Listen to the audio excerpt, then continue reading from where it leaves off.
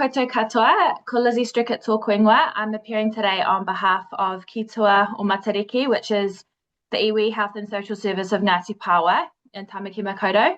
Joining me today is a member of our community, Hiwi Te Rangi. Last year, her kaiako herself, her hoa from her kohanga, Ngā Whare Maha in Rosedale, joined us in opposing a proposed alcohol outlet opening within walking distance of their kohanga.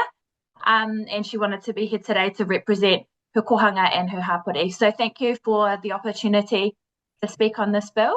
I'll take my submission as read, our submission is read, but just to summarise, Ki Tua Matariki supports Mātua Taioheo young parents through haputanga and the first 2,000 days of life.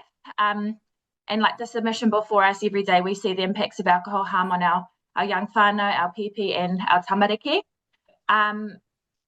I'll take my submission as read, but want to raise three concerns or 3 points that I've spoken to.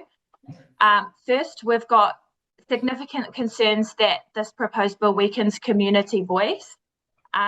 We understand this government has said that these changes will make our system more efficient, but we believe that efficiency shouldn't come at the cost of democratic participation. Our concern is that communities already face really significant barriers in participating in current alcohol licensing processes. We're worried about the cumulative effect of introducing additional tests and barriers, particularly as a mana whenua organisation working with whānau in our community, like our kohanga, who already find these processes really difficult to navigate. To give you an example of the submission that Hiwi Te Rangi and her kohanga did with us, the process itself highlighted how difficult their participation was. So they wanted to have a say. We worked with them. They really were actively interested and involved. We went there to present our submission together, and we got there and the kohanga was advised that it would be best for them and their whānau not to attend the hearing room because the council environment wasn't set up for community participation, particularly for young families. So instead they were asked to wait outside while us as a few representatives spoke on their behalf. When we presented the concerns of the kohanga and for us as mana whenua with active interest in that area, we were asked questions like, you represent a mana whenua organisation, how am I supposed to even know that you exist? And that experience, to speak to your point that the question that you raised on district boundaries, the question that I have back to that is, what does this mean for mana whenua organisations who are like ourselves, who are actively involved in these communities, who have ancestral ties, who have tamariki, who have whakapapa to Ngāti Pawa, who are within these communities, but we might not have a physical address there. What will this bill mean for them and for us? So that experience left us reflecting on how difficult it already is for our whānau to have a say. People have to take time off work, arrange childcare, navigate these unfamiliar processes. So I guess this bill recognises geography, but our question is around also whakapapa as well.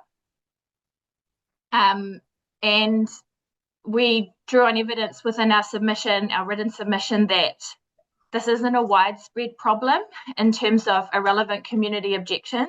Certainly in Auckland, there's some evidence that shows that over 500, when 500 rejections were reviewed, none were found to be irrelevant and only 2 came outside of Auckland.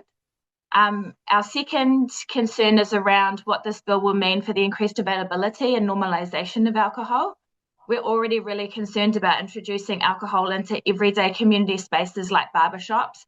And we've got really good relationships with our barbers within our community, and they've said to us that they don't want this. For many Māori men, barbershops isn't just a business or a place to get a haircut. They tell us that it's a place for whakawhanaungatanga and for connection. And one of our local barbers said this space is more than just guys coming to get their monthly haircuts, is a place where they can talk and feel safe and be uplifted. And so we should be protecting these spaces and not normalising alcohol within them. Thirdly, this bill would disproportionately affect communities already carrying the greatest burden of harm. for a lot of the whānau that we work with, fetal alcohol spectrum disorder is something that we see a lot. And throughout our FASD and whānau support work, we're hearing directly from young parents living with those challenges.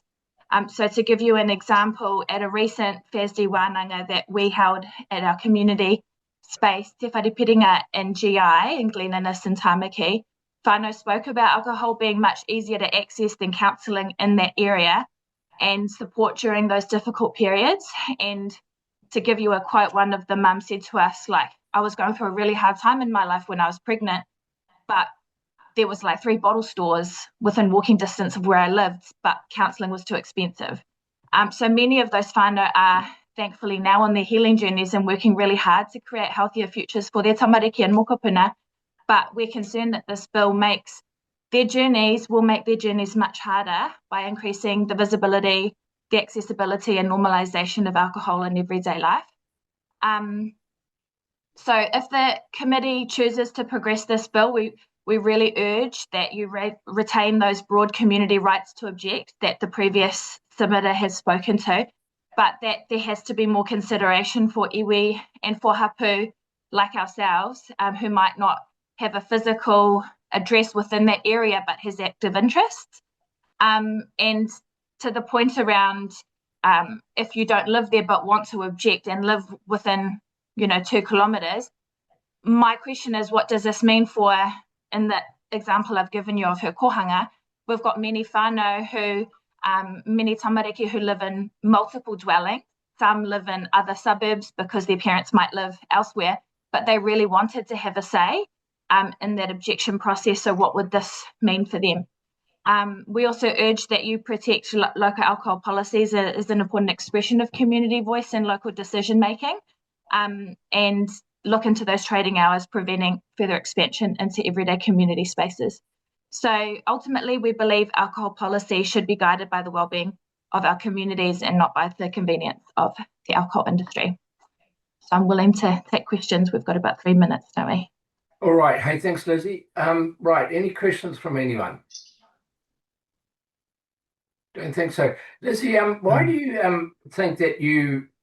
Oh, there's a question. So I've got a question here. Yeah. Ms. Kahu Carter. Kia ora, Lizzie. Thank you so much. I just wanted to say thank you for speaking on behalf of Ngā Whare. I used to be a kayako there and my kids went there as well. So lovely to see whānau. So in terms of the whānau living outside the territory or the 1 kilometre zone, do you think that that this should be opened up to the whole of Aotearoa, or like what territories do you think that it should be open to? Well, I think it should be based on what the community feel, because I just think, like in the instance of our whānau and these tamariki, they live in multiple dwellings and it should be opened up. Kia ora. All right. Hey, thank you, Lizzie. I really appreciate you coming on this morning. That's very nice. And it was a great presentation. Thank you. Thank you.